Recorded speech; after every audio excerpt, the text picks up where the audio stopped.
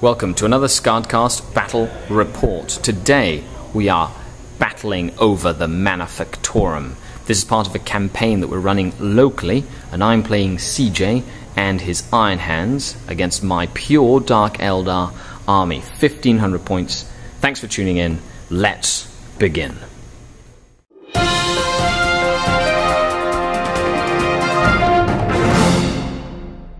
Hello and welcome to another SkaredCast Battle Report. So, this is a 1500 point game against CJ and his Iron Hands. We're playing a part of a campaign. Of course, as always, at the end of the video, there will be a tactical corner where I discuss the tactical moves that I made during the game if you're an aspiring Dark Eldar Archon, as well as some other views. So, 1500 points. This is what it looks like. The Manufactorum in the campaign gives me an additional heavy support choice, so I've taken 2 Ravagers, a Razorwing, and a Talos Pain Engine. And the game we're playing is Game 3 of the Maelstrom missions, which is Tactical Escalation. We get a tactical point as the game continues for each game turn, and we'll move on to CJ's army. These are 1500 points of Iron Hands. So we have 2 tactical squads, one in a Land Raider with a Master of the Forge, one in a Rhino.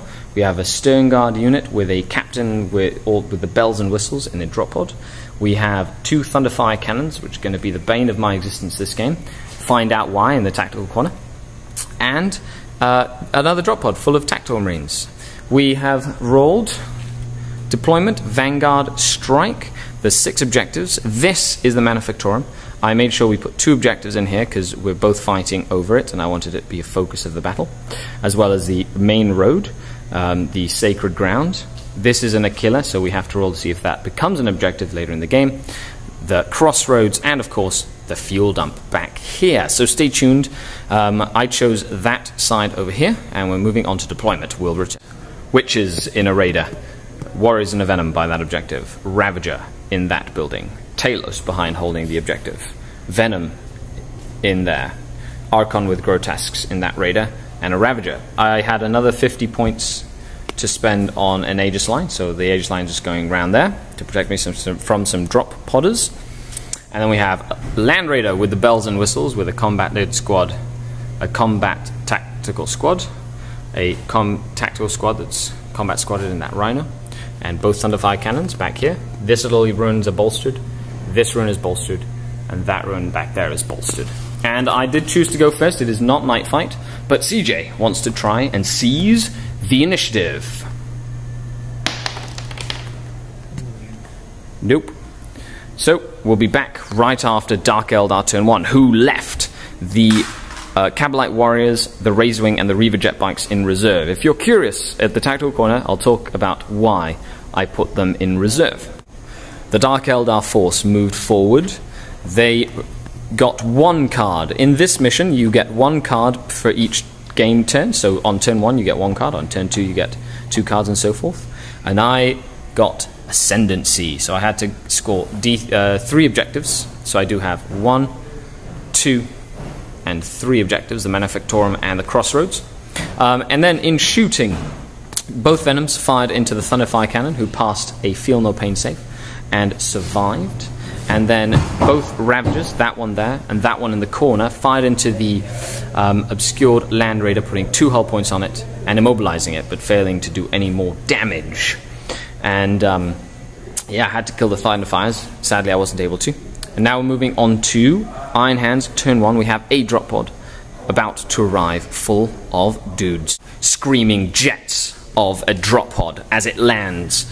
The Hellfire rounds and the Melter gun from the Captain fire in, did 2 wounds against the Talos, who passed 5 out of 6 saves he had to make. In other news, the Land Raider needs to roll for its It Will Not Die, but the guy inside repaired a hull point, and then it blew up 1 Ravager and failed to do anything to this Raider right here.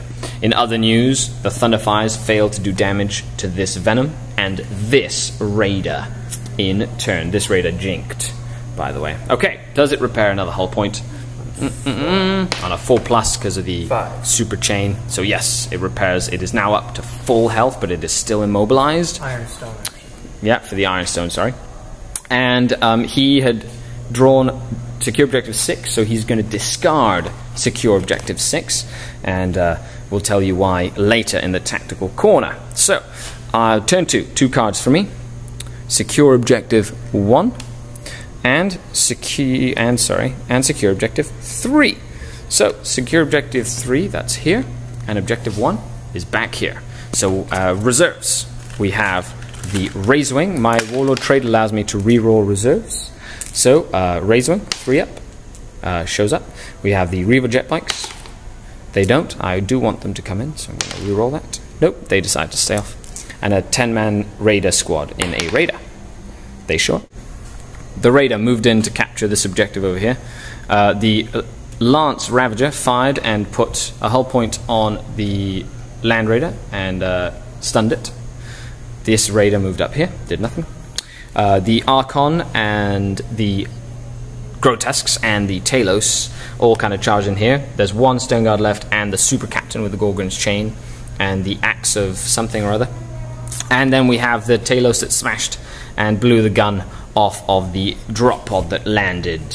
And in this flank we had the Razorwing come in and blast these guys here that were in the crater, only to kill 3 of them.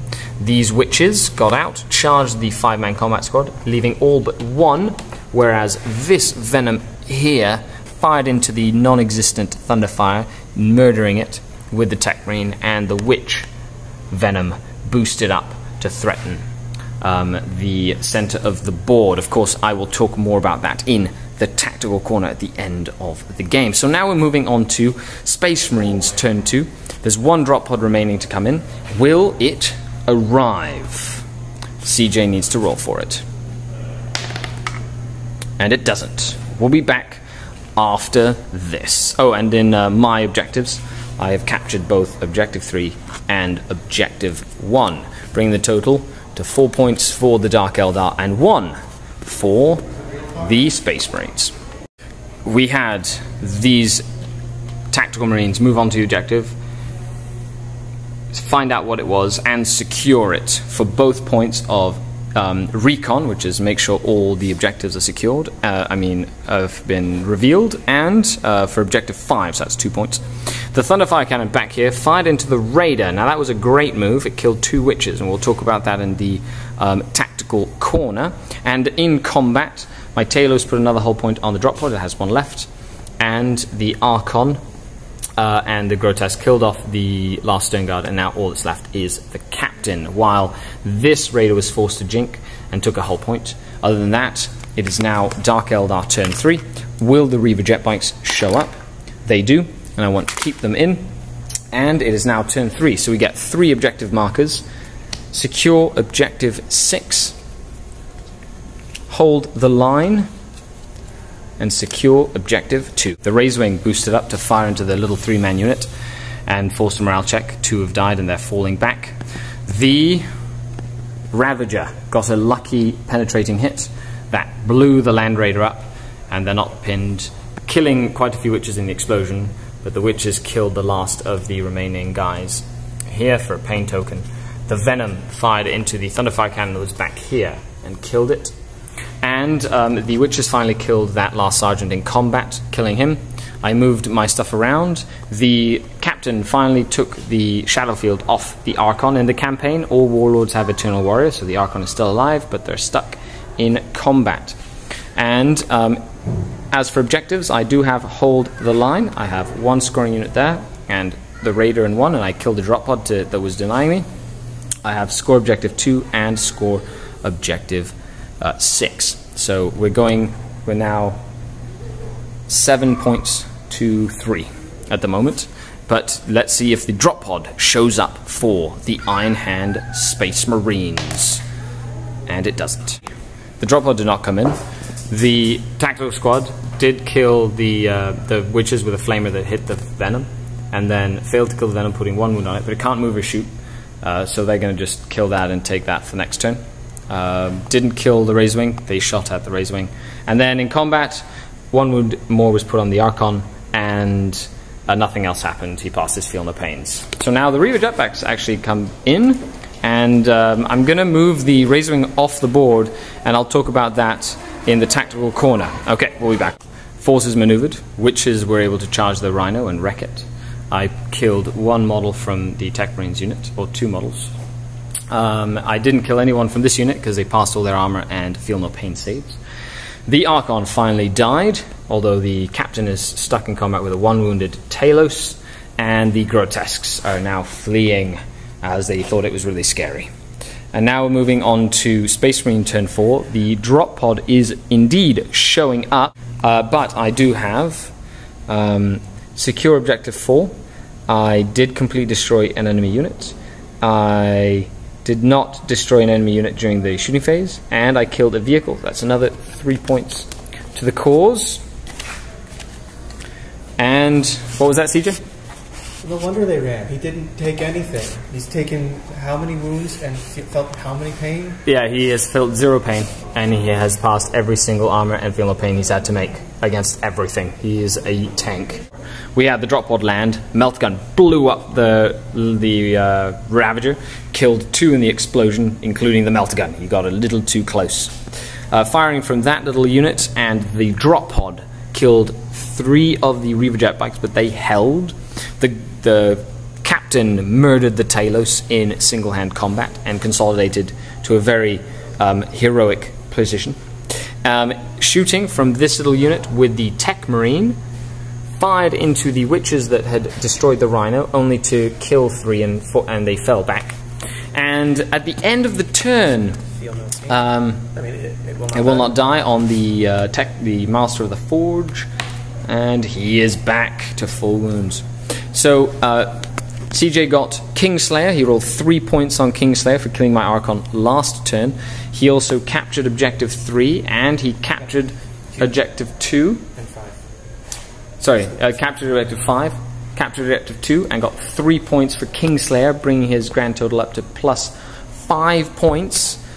So now the game is definitely a lot closer than it was, thanks to that great Kingslayer. So I still have overwhelming firepower, and now it's turn 5. So psychological warfare,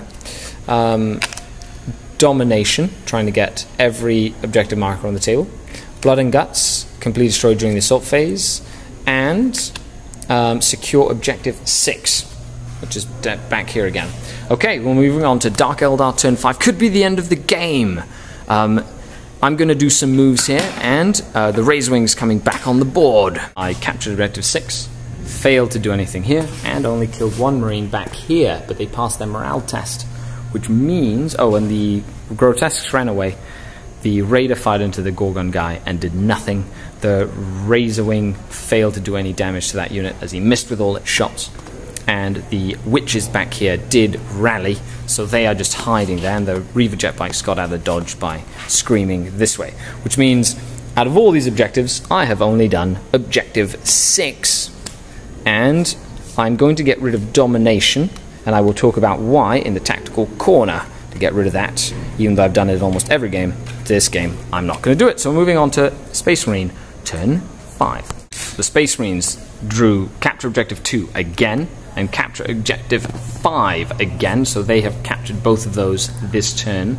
The Tech Marine charged in, did nothing to the Venom after firing at it. These guys charged into the Raider and wrecked it, and these 10 Marines forced my Razor Wing into evading and then failed to do any damage, while the Gorgon Chainer forced this guy to jinking, but failed to do anything as it jinked its save. So now we might be moving on to turn 6. I'm going to let CJ roll to see if the game continues. No. And the game does not continue. So, CJ, any last words for the game? Well, the tactical objectives is quite difficult. To turn the battle completely at the end, you were leading by 7 and I had only 5, but the moment the last 2 turns came around, I gained I think that's 7. The ability that you were able to just draw more cards and all of a sudden got some really key cards. So we'll be back with the count right after this, and of course the tactical corner, where I will talk about different tactical moves that we made in the game that determined the result. And the result is a draw. 12 tactical or 12 points to 12 points. The Dark Eldar, with their speed and maneuverability, got early points, and towards the end of the game, the Space Marines were able to claw their way back with some key cards like a Kingslayer and taking Objective 2 twice in the backfield that really changed the game in their favour. So the Manufactorum remains in Dark Eldar hands with a draw, but they have taken a beating, and the Space Marines will be back for more. Thanks a lot for watching. Make sure you let me know what you think. What was your favourite part of the battle report and the favourite moments that you experienced? Cheers, and stay tuned for the Tactical Corner.